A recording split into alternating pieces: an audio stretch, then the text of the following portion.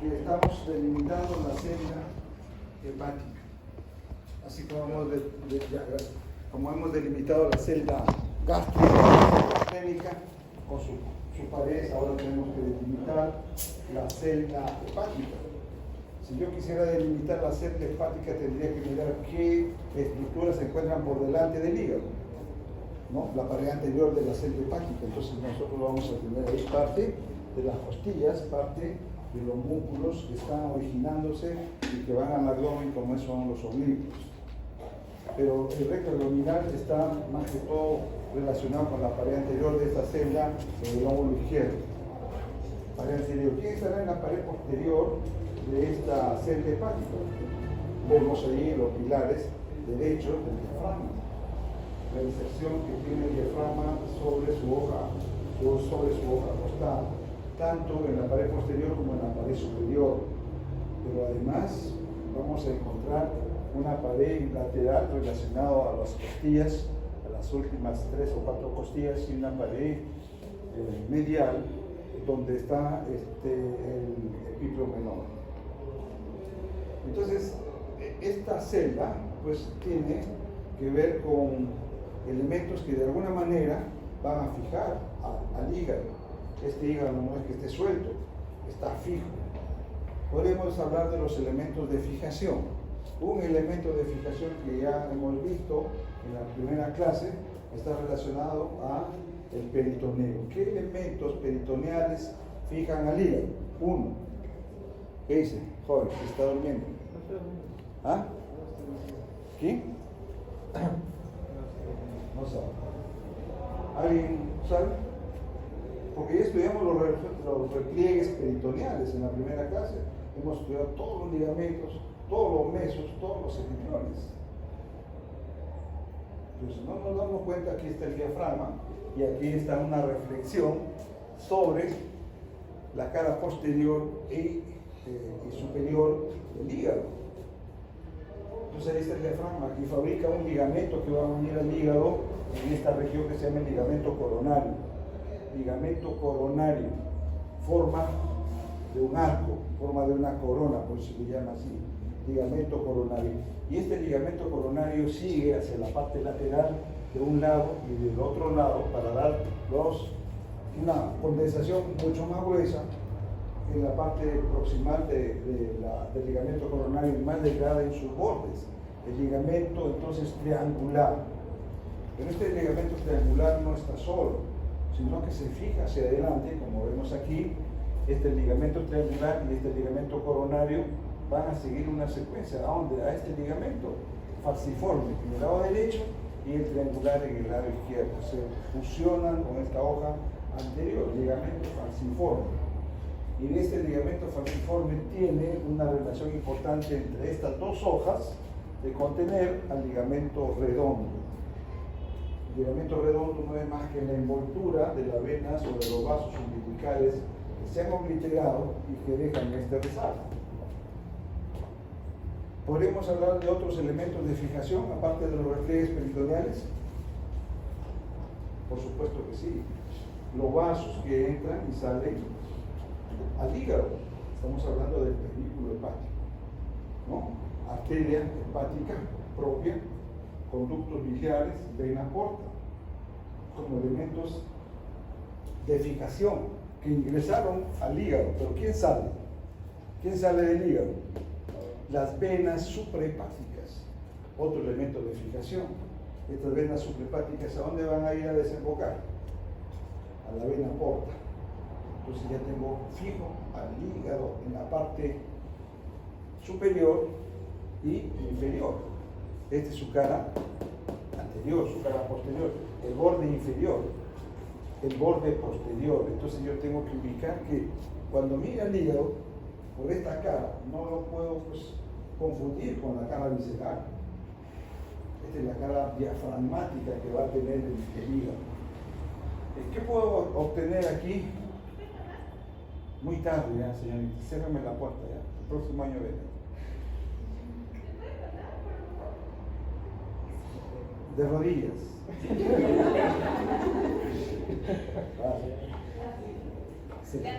Ahorita se la creen y después no me parece. Si fueron a comprar almuerzo, dicen traí uno para su profesor. Tampoco almorzaron.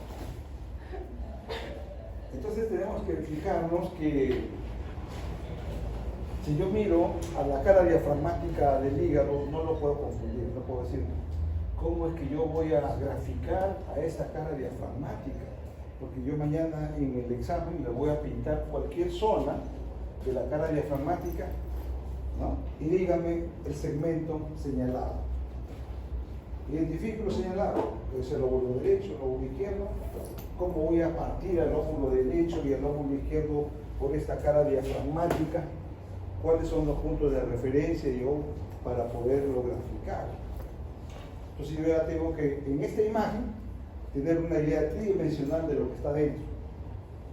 Si yo miré aquí, entonces el ligamento redondo, aquí ya tengo una línea que tengo que proyectar. Si tengo acá la parte de la vesícula biliar, el fondo de la vesícula biliar, ya tengo que proyectar otra línea. Y si tengo acá la cava con su suprahepática derecha, izquierda y media, también tengo que proyectarla sobre esta cara para poder delimitar los elementos que voy a encontrar ahí. Entonces la cara diafragmática es importante porque también, aparte de las reflexiones del diafragma, origina espacios a un lado y otro lado que se llaman los recesos subfrénicos. Podríamos encontrar entonces que aquí en esta cara, no sé, yo le dije si me hubiera borrado alguna imagen. Digo que no. ¿Ah? Bueno, no sé qué pasó. Entonces ahí tengo la cara diafragmática. ¿Ya? Y he trazado las líneas de proyección de esta estructura que está aquí, no está oculta, no la veo por la cara diafragmática, que es la vena cava inferior, y donde están llegando las venas que salen del hígado, derecha, izquierda y intermedia, o media. ¿Y cómo voy a dividir? Que entre el borde posterior y el borde anterior del hígado yo voy a trazar una línea horizontal para contar los segmentos. Por ejemplo, aquí está el segmento 2. Entonces vamos a ver un sentido antihorario de los segmentos hepáticos. Segmento 2, segmento 3. Este es el lóbulo izquierdo. Segmento 4. A y 4B. 5, 6, 7 y 8. ¿Cuál es el segmento que no observo por la cara diafragmática? El segmento 1. ¿Por qué? Porque el segmento 1 es posterior. Entonces aquí podría decir, son segmentos de la cara diafragmática evaluados aquí. En cualquiera de las áreas podríamos pintar, como les mencioné, y ustedes tienen que decir. Identifique la zona señalada, por ejemplo, segmento 4. Diga a dónde dreno. Podría ser una alternativa, no que le estoy dando las fijas. Pero nosotros tenemos que evaluar entonces que la cara diafragmática que estoy observando está relacionado con lo que yo ya grafiqué, ya lo estudié. Y este estudio quiere decir que nosotros tengamos que ver cómo las venas suprahepáticas me van a permitir la salida de lo que llegó al hígado, de lo que no sirve para el hígado, de lo que le hace mal para la función del hígado, tiene que sacarlo por la suprahepática izquierda, la suprahepática derecha y la media. Entonces, estos segmentos, excepto el segmento 1, tienen que ir a las suprahepáticas. El segmento 1 no, porque el segmento 1 va a ir directamente a la cava. Si tengo aquí la derecha, ¿quién está drenando a la derecha? Pues aquí tengo al segmento 6, al segmento 7, a la zona derecha del segmento 8 y del 5. Porque la parte izquierda del segmento 8 y del 5 están aquí a la vena suprahepática intermedia. ¿Quién más va a esta intermedia? Va el 4, 5 y 8. En el lado izquierdo, ¿qué tengo? El 1, 2, perdón, el 2, 3 y la mitad izquierda del 4. ¿Dónde está el 1? Está escondido por acá, ¿ves? Porque va directamente a la cava. Entonces, si a mí me ponen un hígado pintado con la cara diafragmática, yo ya sé dónde está cada uno de los segmentos. ¿Entendido? Las venas subrepáticas. Entonces, pero tenemos que también conocer que este hígado, pues, es una víscera sólida, es una de las más grandes que tenemos en la cavidad abdominal. Es una víscera sólida y que puede crecer el hígado. ¿Y por qué crecerá el hígado? ¿Ah? Porque está desarrollando la persona. ¿Qué opinión tiene usted?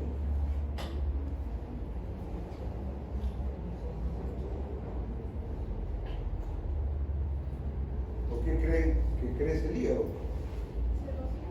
Porque hay una deficiencia, hay una insuficiencia hepática y este hígado quiere por ahí compensar lo que falta y comienza a crecer. Lo que sucede en pacientes que no se cuidan, ¿no?, de un hábito de alimentos, de alcohol, ¿no?, la cirrosis hepática. Entonces me va a agrandar el hígado, tendré un hígado muy grande, un hígado graso. Pero este hígado no solamente pues sirve para crecer, sino que tiene una cantidad importante de funciones.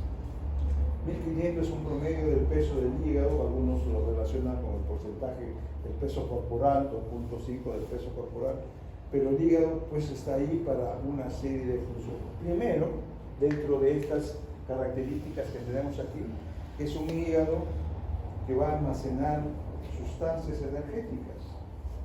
Por ejemplo, el glucógeno. ¿Para qué servirá el glucógeno? ¿Alguien me puede decir? Almacén de energía. ¿Para qué? Almacén de energía. ¿Para la qué? Almacenar energía. La energía. El glucógeno es una sustancia energética que está guardada en el hígado.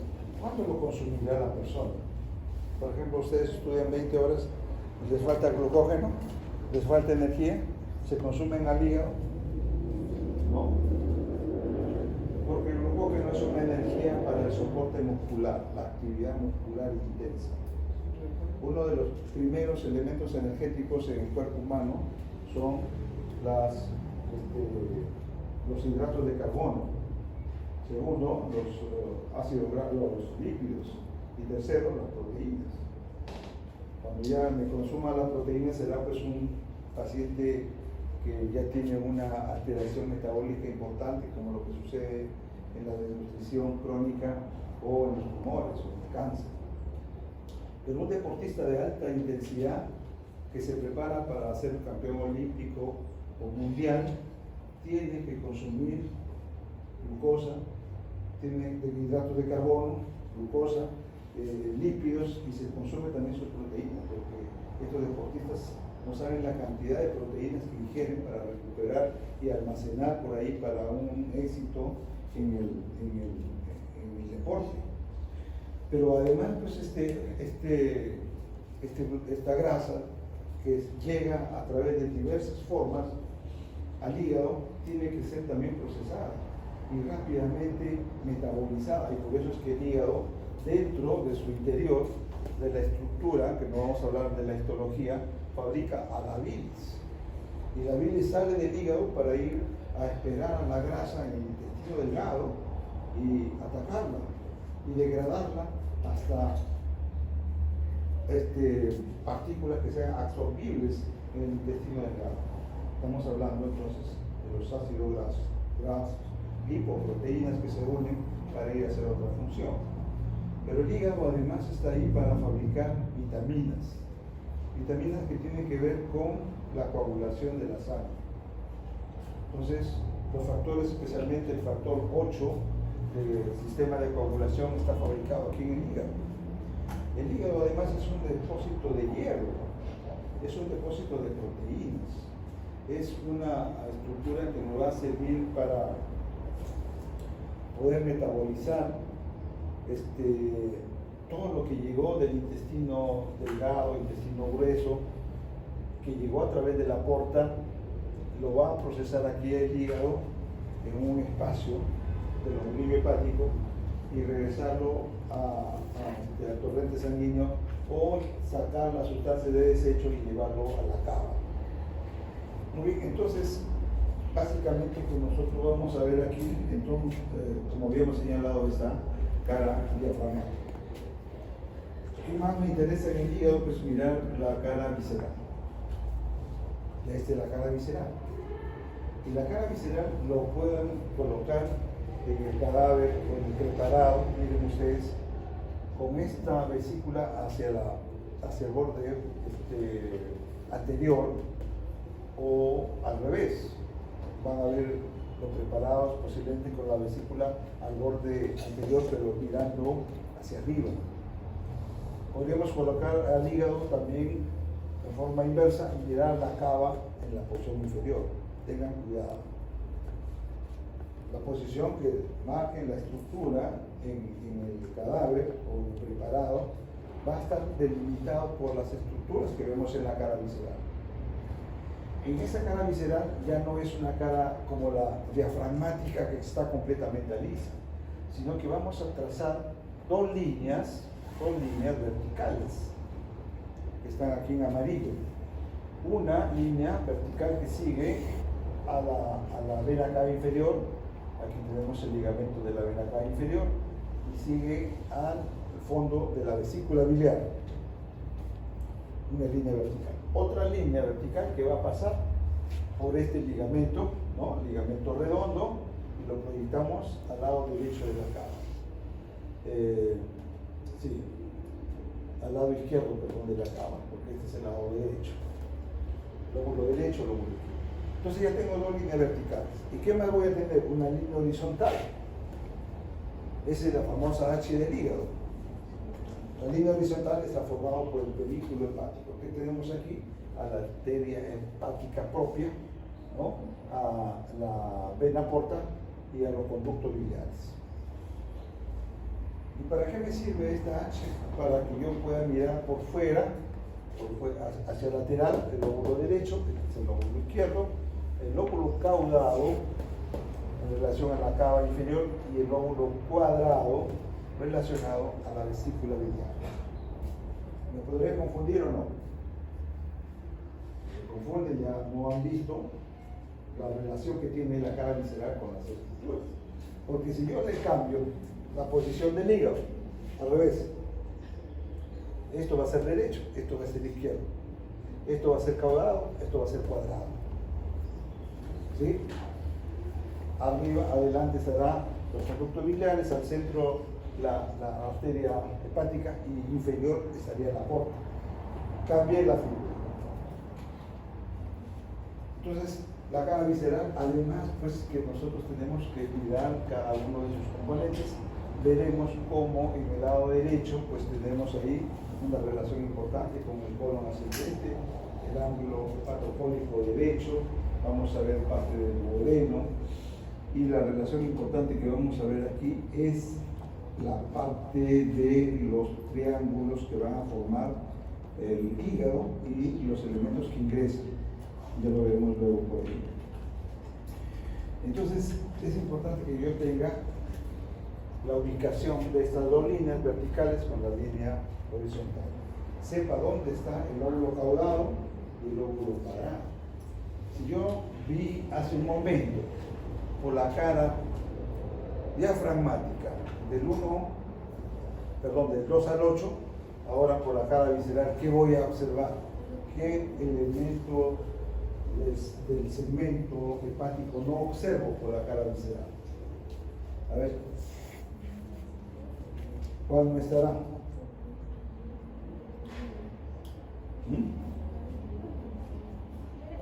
Aquí tenemos en la cara visceral. Este hígado ya está volteado, como les dije en su momento. ¿Ve? Esto es la vesícula, aquí. ¿Entendido? Y acá es la vena cava. Entonces, ¿qué le dije? El lecho vesicular está en relación con el lóbulo cuadrado. El lecho de la cava inferior está en relación con el lóbulo caudado. Entonces ya sé que el caudal es 1, el cuadrado es 4. ¿Qué voy a ver? Pues el 1 en su rama izquierda de la porta. Esta es la rama izquierda de la porta. El segmento 1 puede recibir segmentos portales de la rama izquierda o de la rama derecha. Es el único que puede recibir de ambos. Pero en la horizontal de la porta izquierda, además del 1, es el 2 en el extremo posterolateral. En el extremo anterolateral estará el 3 y el 4. ¿Entendido? Entonces, ¿qué voy a observar? Que esta porta izquierda tiene una rama horizontal y tiene una rama vertical. Y esta rama vertical, ¿con quién se va a continuar? Con el ligamento redondo. El contenido de esta porta sería aquí a la vena umbilical o literada. Esa era la función. Ir a la placenta, que es el pulmón en el feto. Ahora, por fuera del lecho vesicular, ¿qué voy a encontrar? Encontraré, pues, en este sentido del lecho vesicular, el 5, el 6 y el 7, que no veo, el 8. Entonces, en esta cara visceral se le puede marcar cualquier estructura, pero no solamente la segmentación hepática estudiada hace muchísimos años por Cuvier, un francés, un anatomista, un cirujano de Gómez, que hasta ahora persiste la clasificación, no hay variación. Por ahí hay estudios que han demostrado en algunas piezas que hay menos segmentos. ¿Qué pasó? ¿Ah? ¿Está mal? Sí. Llévalo ahí cargado. ¿Ah? Entonces, tenemos que mirar que no solamente está la vena porta, sino que la segmentación hepática se tiene que estudiar de acuerdo a la división de la porta, pero cada arteria y cada conducto biliar siguen la segmentación. Como demuestra aquí, la arteria hepática propia para el lóbulo izquierdo y para el lóbulo derecho. Van a ver cómo la arteria va a las ramas para los segmentos del lóbulo hepático derecho, del izquierdo y derecho. Y aquí la rama que va al lóbulo derecho emite una arteria para la vesícula biliar, la arteria cíclica. ¿De dónde viene la hepática propia? Pues de la hepática común. ¿Y la hepática común de dónde procede? Pues del tronco celíaco. Y por esta arteria hepática caminan elementos que acompañan. ¿Quién acompaña la arteria? ¿Vena? Hay vena hepática derecha, vena hepática izquierda que no siguen a la arteria. La vena hepática intermedia, lo acabamos de ver. ¿Eh? ¿Quién acompaña? ¿Por ahí? ¿Quién? ¿Nadie? ¿Contesta? No escucho. ¿Quién viene aquí? Pues está el plexo celíaco. Tronco celíaco, plexo celíaco. Ganglios lunares o ganglios celíacos derecho e izquierdo, donde está llegando componente simpático y parasimpático. ¿Qué es simpático? Nervio plángico mayor, que ya lo vimos en el tórax. Atravesó el diafragma, atravesó el hiato aórtico, ingresa al abdomen, ingresa al tronco celíaco, primera rama de la arteria aorta abdominal. ¿Y quién más? Pues nuestro amigo, que no nos abandona, nervio vago. Entonces, el nervio vago, su feo, que nos acompaña todos los días, está aquí y va a caminar con la arteria por donde vaya, ingresa al hígado, donde vaya la arteria, ahí está. Para dar, pues, características de vasodilatación o vasoconstricción de alguna de las ramas terminales de estas arterias. Pero a su vez, en cada uno de estos segmentos también se están formando tubitos pequeñitos que van a sacar a esta bilis que se produce en el hígado. Y va a haber también, pues, un segmento hepático donde tengamos vena porta, arteria hepática, conducto biliar y venas hepáticas. Porque ya hemos visto el drenaje de los segmentos. Este conducto biliar aparece en un lado y en otro lado del hígado. Dos conductos hepáticos, derecho e izquierdo, se unen y forman un conducto hepático común, ¿ya?, que recibe al conducto cístico, y ambos van a formar conducto colédoco. ¿A dónde irá el conducto colédoco? A la segunda porción del duodeno, porque ahí tiene que liberar la bilis para que en el momento que la grasa de los alimentos del estómago pase al intestino delgado, al duodeno, este estómago que hemos visto hoy día hace una activación y produce la famosa colecistocinina, que hace posible que se produzca la contracción de la vesícula biliar, se contrae, y este tiene un sistema valvular. El conducto cístico tiene un sistema valvular que una vez que la bilis ha salido ya no puede regresar. No hay válvula retrógrada que impida nuevamente regresar la bilis. Y viene pues la bilis ahí al colédoco para procesar las grasas. ¿Bien? Pero esta vesícula biliar tiene pues más o menos unos 50 mililitros de producción de bilis acumulada aquí. El resto se va eliminando en la coloración, por ejemplo, de las heces. Pero además las sales que están dentro de esta composición química de la bilis se pueden ir agrupando y formar cálculos biliares.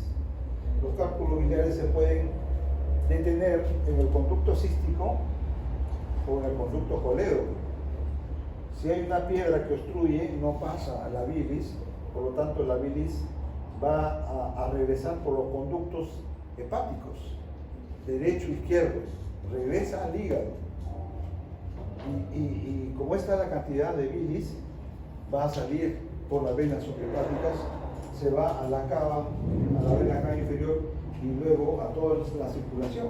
Y la persona que va a manifestar una coloración amarillenta. No, si era media japonesa, ahora se lo está volviendo amarilla. No es eso, sino que es la bilis que se está impregnando en su mucosa, en su piel, y no va a poder procesarse si no tiene una liberación en la obstrucción, ¿no?, de este conducto biliar. O podría ser un cáncer de páncreas, de la cabeza del páncreas, que está relacionado a la segunda porción del duodeno y que pueda obstruir al duodeno y pueda también obstruir la salida de la bilis. Por lo tanto, es importante que nosotros miremos aquí la famosa triada portal en esta cara visceral. Los segmentos hepáticos que hemos señalado, en el lado derecho, ¿no?, 5, 6, 7, 8, en el lado izquierdo, ¿no?, tenemos aquí al 2, 3 y 4, y en la parte posterior al segmento 1. Cada uno está ubicado, cada uno tiene un nombre. Generalmente no lo precisamos en la evaluación porque a veces los alumnos se confunden. Segmento posterolateral para el 7, ¿no?, posterolateral, área posterior, área anterior del posterolateral. Igual para el 6, segmento anterior lateral derecho, 5, segmento anterior medial, y así sucesivamente para cada uno, solamente el 1, que es el segmento posterior. Pero los otros tienen una relación o hacia anterior o hacia posterior, hacia derecha o hacia izquierda. Segmento lateral, ¿no?, superior, por ejemplo, para el 2, segmento lateral inferior para el 3, segmento medial izquierdo, superior e inferior para el 4. Entonces los segmentos tienen por su cara visceral y por su cara diafragmática una relación de cada uno de ellos con el drenaje hacia las venas suprahepáticas respectivas. ¿Ya? Este es un preparado, ¿no?, que lo hemos hecho acá en la universidad. Son hígados frescos que se les inyecta acrílico líquido. Ese acrílico de uso dental, una vez que se ha preparado a la vena porta, esta es la vena porta, se ha preparado a la arteria hepática, se les inyecta un colorante para poder luego disecar los segmentos. Y aquí tenemos, miren ustedes, de esta porta izquierda, esta es la porta izquierda, uno para el segmento 1, pero el segmento 1 también recibe de la porta del lado derecho. Podrían haber uno o más segmentos de la porta para el 1. Esta es la rama horizontal que les hablaba. En el vértice de la rama horizontal el segmento 2, en la rama vertical hacia la izquierda el segmento 3 y hacia la derecha el segmento 4 o cuadrado del hígado. Ya sabemos que aquí está la vesícula biliar y a la derecha de la vesícula biliar por la cara visceral está el 5, el 6 y el 7. ¿Qué es el elemento que va a dividir? Esta es la línea de la H del hígado, del pedículo hepático, la que me va a dividir en los segmentos, pero además tengo la línea de la vesícula biliar con la cava, esta es la cava inferior, y la otra que es el ligamento redondo. Esta es la porta que aquí se continuaba con la vena umbilical. Aquí salía la vena umbilical por ese ligamento redondo que lo viene en la parte anterior del borde del pie. ¿Entendido? Y así como hemos pintado la arteria y la vena porta, también podemos pintar los conductos biliares. Podemos disecarlos inyectando sustancias acrílicas. Bueno, esto es un preparado del libro, ¿no?, en la cual observamos la cara visceral y aquí tenemos a la arteria hepática común. Aquí tenemos a la pancreático duodenal, a la gastroduodenal primero y aquí la rama que va al lóbulo derecho, al lóbulo izquierdo del hígado. Cuando nosotros hablamos de los triángulos relacionados con la arteria y los conductos biliares, tenemos que tener cuidado en la ubicación.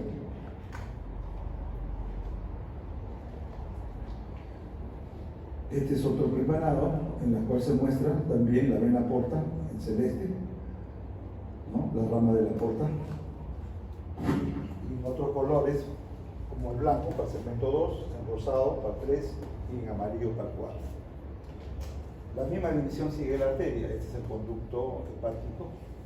Aquí tenemos al segmento 4, perdón, este es el segmento 4, este es la vena suprahepática. Aquí está el 5, el 6 y el 7.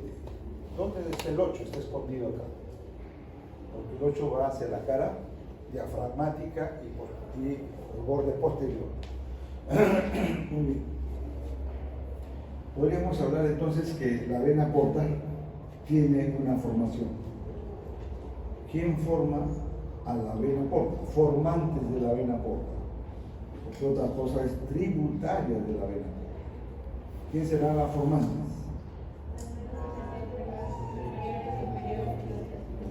Entonces yo voy a tener que aquí viene una vena, la mesentérica superior. Al otro lado, en el triángulo mesentérico cónico izquierdo, la vena mesentérica inferior.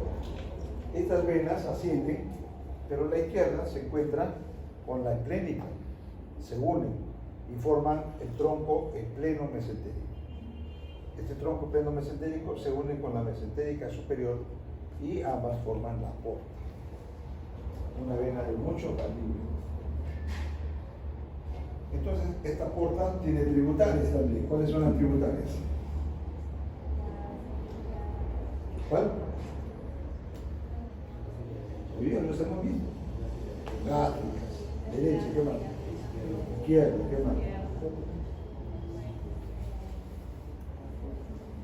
No tenemos claro las cosas. Ya tenemos todavía que mirar la circulación, la venosa, arterial del estómago. Entonces mañana me preguntan, ahí identifique lo señalado, vena porta. Llega a sus formantes o llega a sus tributarias. O alguna otra posibilidad de ubicar los drenajes linfáticos que tiene el hígado. Esto es lo mismo, visto por la cara diafragmática, como vamos a observar la distribución en las venas correspondientes del lado izquierdo y del lado derecho. Lo mismo ya con la distribución no solamente de las venas, sino también de los conductos biliares, las venas subhepáticas y la vena porta, así como la arteria hepática.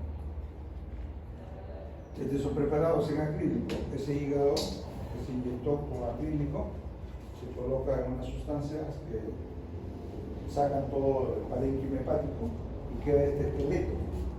Este esqueleto lo puedo mirar por la cara diafragmática y por la cara visceral y poder observar cada uno de los segmentos, ¿no? A cada segmento se le ha puesto el color. Y acá no le vamos a tomar, así que no se asusten. Este elemento es importante en la patología obstructiva que habíamos mencionado hace un momento. Entonces, miren ustedes cómo tienen aquí a esta vesícula biliar y su estructura en la mucosa está llena de unas especies de orificios, de cráteres, pero cada uno son sistemas valvulares que permiten que la bilis vaya hasta la parte del conducto cístico. Estos sistemas valvulares van a permitir que nosotros tengamos pues un vaciamiento selectivo y tiene que haber una actividad hormonal que pueda producir la contracción de la vesícula biliar. Tiene una longitud de 7 a 10 centímetros y tiene 50 centímetros cúbicos de bilis ahí contenida. Hemos visto los espacios en la pared abdominal como para poder observar dónde está localizado, cómo podemos explorar una vesícula biliar. Si nosotros miramos a la vesícula biliar sobre la pared costal, la pared abdominal, tenemos que mirar el noveno cartílago costal. La línea paracentral o línea media clavicular, lo intersecto y ahí debe estar el punto vesicular en el caso del dolor. Pero vamos a ver que tiene una relación, como hemos visto, con la cara visceral del hígado, no con la cara diafragmática, y que tiene pues aquí una importante relación con la arteria que va al hombro derecho, la arteria hepática derecha. Esta arteria hepática derecha va a dar una arteria cística, que es la que va a irrigar a la vesícula biliar, y cuando ingresa, la arteria cística da una rama que va a la porción superior y otra a la porción inferior de la vesícula. Estos son exámenes que se hacían hace mucho tiempo, la colangiografía hepática o biliar, ¿no? Entonces se inyectaba una sustancia que iba aquí, un contenido de bario, y me pintaba todo el árbol de obstrucción que podría tener el conducto cístico, el conducto hepático común o el conducto coleo, sabemos el conducto coleo, el conducto pancreático. Entonces es importante que nosotros tengamos en cuenta esto, cómo la arteria cística va a determinar un punto importante en los triángulos de la cara visceral, triángulos que tienen que ver con el aspecto vascular, que lo tenemos. Este triángulo grande está aquí el borde inferior del hígado, conducto hepático común, conducto cístico, ¿no? La proyección del conducto cístico y la vesícula biliar, cuello de la vesícula biliar. Este triángulo grande se llama el triángulo de Boudet o hepatocístico. Ese triángulo se dividió en este dos. Caló, un cirujano también francés, dijo: no, aquí le voy a poner mi nombre, pues, porque aquí hay otro triángulo.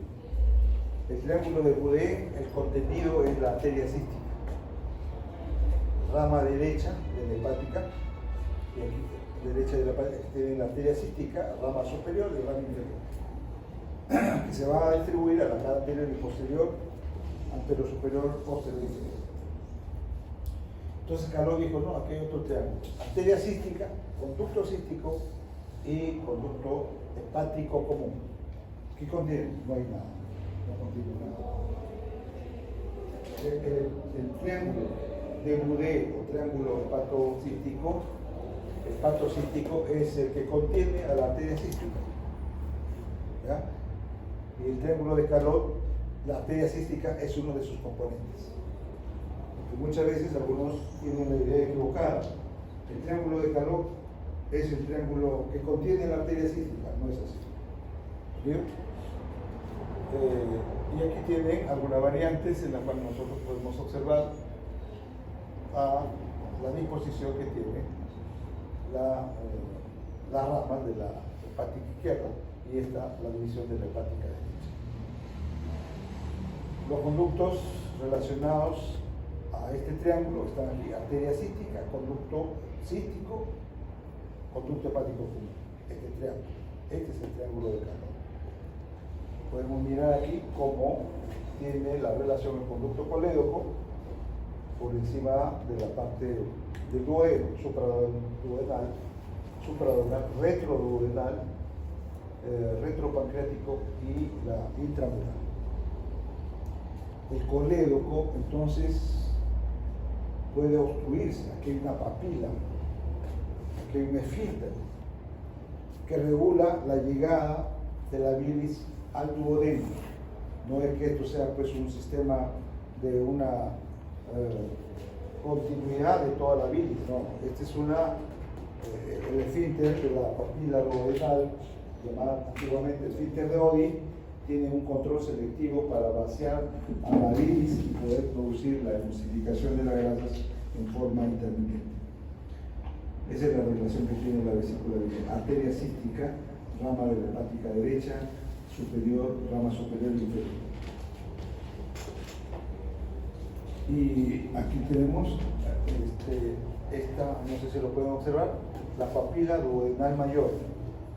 Papila duodenal mayor en la mucosa de la segunda porción del duodeno, en la pared posterior. Conducto colédoco, drenaje del conducto colédoco. Por arriba hay otra papila duodenal menor, donde está drenando el conducto pancreático principal. ¿Quién más drena a esta papila duodenal mayor? No solamente esto que está en verde, el intrapancreático que habíamos dicho, del colédoco. Esto que está en verde es el colédoco. ¿Quién más se une aquí a esta papila? ¿Ya? Conducto hepático principal. ¿Qué cosa va a llevar? Pues va a llevar el jugo pancreático. El jugo pancreático está elaborado en estos acides glandulares para tener una porción de una secreción pancreática, la porción exocrina y otra endocrina. Pero miren ustedes cómo esta parte, que es la cabeza del páncreas, está dentro del duodeno. Es un marco duodenal que abraza la cabeza del páncreas. Primera porción del duodeno, desde el píloro hasta el cuello de la vesícula biliar. Primera porción del duodeno, más o menos 5 centímetros. Del cuello de la vesícula biliar a la parte más declive de la cabeza del páncreas, la segunda porción del duodeno, porción vertical, de porción horizontal, más o menos de unos 8 a 10 centímetros. La porción ascendente, la porción transversa, de la parte más declive de la cabeza del páncreas a los vasos mesentéricos superiores, promedio de 5 a 8 centímetros, y la porción ascendente de los vasos mesentéricos superiores al ángulo duodeno-iyunal o ligamento de Treis. Esta primera porción yo lo puedo observar en el duodeno, pero las otras son retroperitoneales. Como es retroperitoneal también este páncreas. Entonces, el duodeno se llama así porque es una longitud más o menos de 24-25 centímetros que deriva de los 12 traveses del dedo que pueden ocupar aquí toda la extensión del duodeno. En el duodeno vamos a tener aquí que estas dos papilas son fundamentales. La papila duodenal mayor para la secreción del hígado, la bilis y del páncreas, y la otra solamente para el páncreas. ¿Qué secreta? Tripsina, quimotripsina, ¿no? Que van a ser derivados proteicos que van a ir a aparecer aquí al intestino delgado, en la segunda porción, cuando tenemos un exceso o un alimento con exceso de proteínas. ¿Qué proteínas? ¿Qué se imagina? ¿Ah? ¿Qué consume proteínas? ¿Nadie consume proteínas? La carne, pues, la carne rojas, ¿no? Esas son proteínas. Esas moléculas tienen que ser aquí trituradas por este ácido. Este es un ácido. ¿No han visto cuando le echan pues vinagre a la carne, por ejemplo? ¿Cómo lo ponen? ¿Ah? Rojo. Lo pone blanco, ¿no? Así va a actuar este jugo pancreático con la carne que llega aquí. Lo va a desmenuzar, podríamos llamarla así, para que pase la tercera, la cuarta porción y vayan al intestino delgado, donde están las vellosidades intestinales, y se puedan absorber en forma de aminoácidos para restituir esa columna o ese esqueleto proteico que nosotros necesitamos. Si nosotros no tenemos una dieta pues con fibra de carne, solamente consumimos alguna otra, o somos vegetarianos, ¿no? ¿Cuántos veganos hay acá? ¿Sabes qué es un vegano? ¿Ah? ¿Sí? ¿Usted es vegano? ¿No? Pero ellos pues me enseñan carne como si le estuvieras enseñando un crucifijo. Este duodeno, ¿quién lo irriga?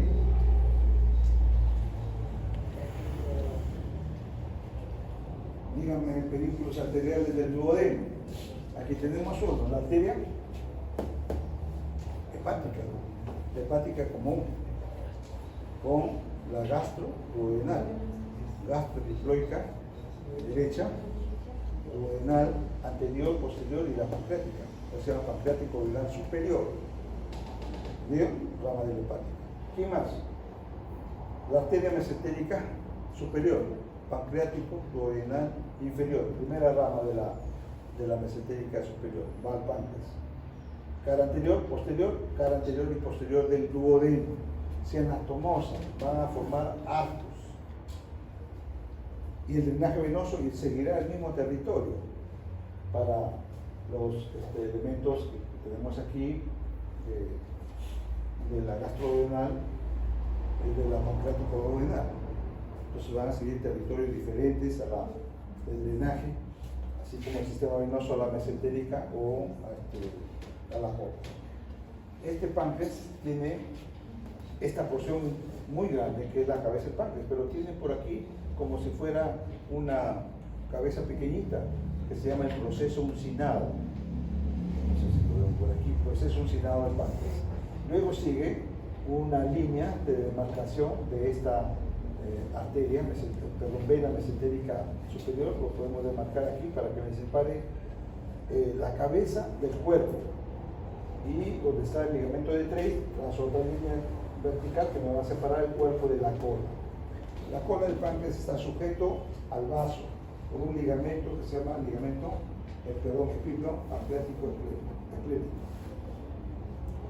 Entonces allí vamos a encontrar que este epiplo tiene dos hojas, una hoja anterior y posterior que me cubre a la arteria esplénica, me cubre a las arterias que van a ingresar al páncreas, la pancreática dorsal, la pancreática magna, la pancreática transversa, que se van a unir con estos pancreático-duodenales, más o menos 5 películas vasculares que hacen posible que tengamos aquí una irrigación completa del páncreas.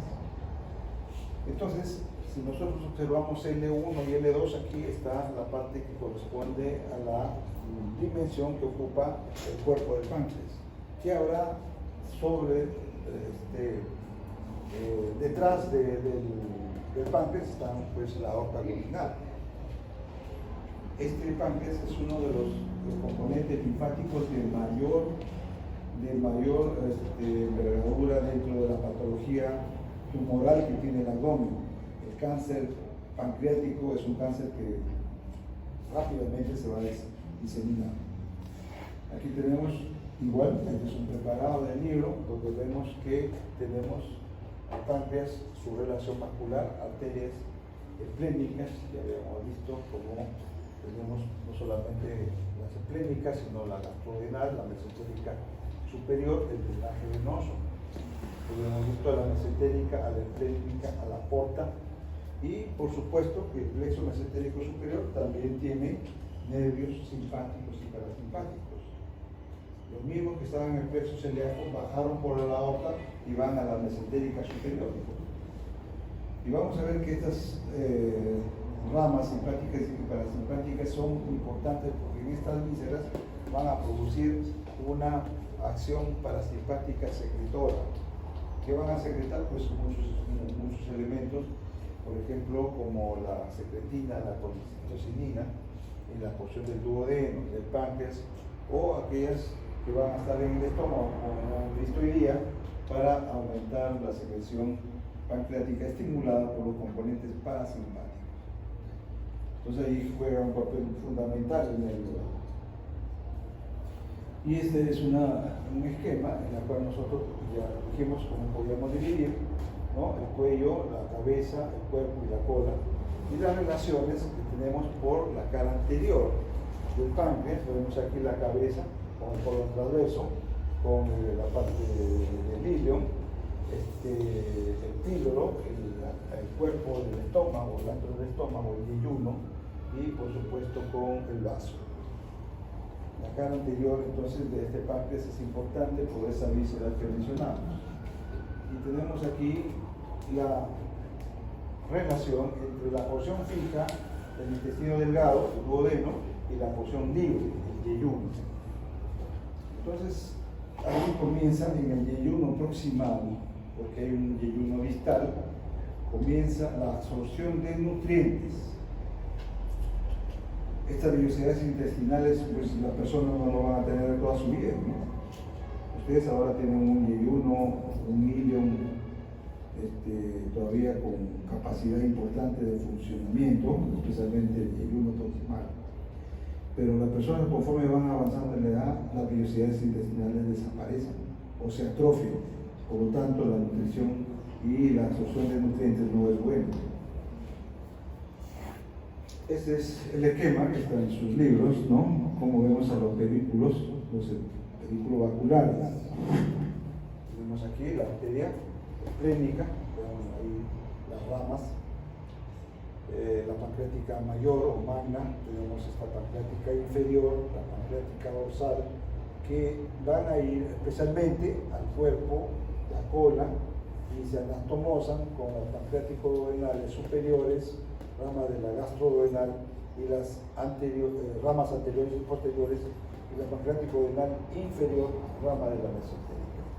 Con sus ramas también anteriores y posteriores. Por eso que forman arcos arteriales. ¿Cuántos pedículos tenemos ahí? Arteria esplénica 1, ¿no?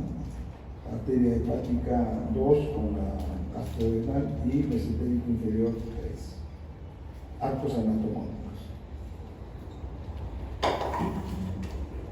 Eso está durmiendo, ¿no? Es lo mismo. Vamos aquí la cara posterior, ramas posteriores, ramas anteriores. Entonces es un órgano muy vascularizado. Pero ¿cuál es la actividad endocrina del páncreas? ¿Qué me puede decir? Insulina. Entonces la fabricación de la insulina va al torrente venoso y a la circulación general. La insulina es un elemento que va a controlar el metabolismo de los hidratos de carbono. Entonces ya hemos visto cómo se metabolizan las grasas, las proteínas, la grasa por la bilis que produce el hígado, las proteínas por el páncreas, secreción pancreática, y ahora los hidratos de carbono por la insulina. Entonces esta insulina pues degrada las moléculas grandes a pequeñas para ser nuevamente absorbidas en el intestino por vía hematógena y pasar a la circulación general y controlar los hidratos de carbono, especialmente la glucosa. Cuando esa insulina falla, se produce una enfermedad tan cruel que hay, que se llama la diabetes mellitus. Porque hay otra diabetes que es la diabetes insípida. ¿Quién produce la diabetes insípida? ¿Ah? Ya se olvidaron, ¿no? núcleos hipotalámicos.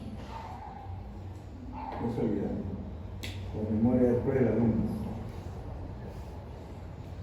Hemos visto cómo la oxitocina y la vasopresina, ¿no? La vasopresina que va a controlar el agua dentro de los tubos contorneados proximales del riñón.